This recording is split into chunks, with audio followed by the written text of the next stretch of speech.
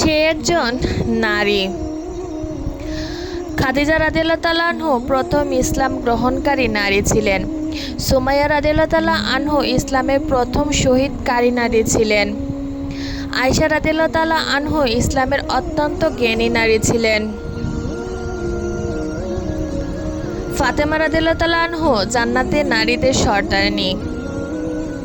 খানসা রাদিয়াল্লাহু তাআলা আনহু একজন শহীদের মা ছিলেন।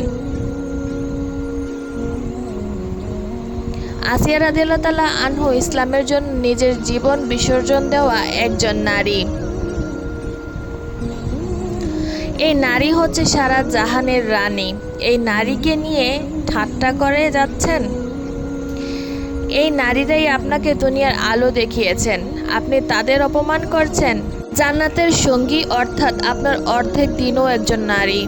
তাই নারীদের সম্মান দিতে শিখুন।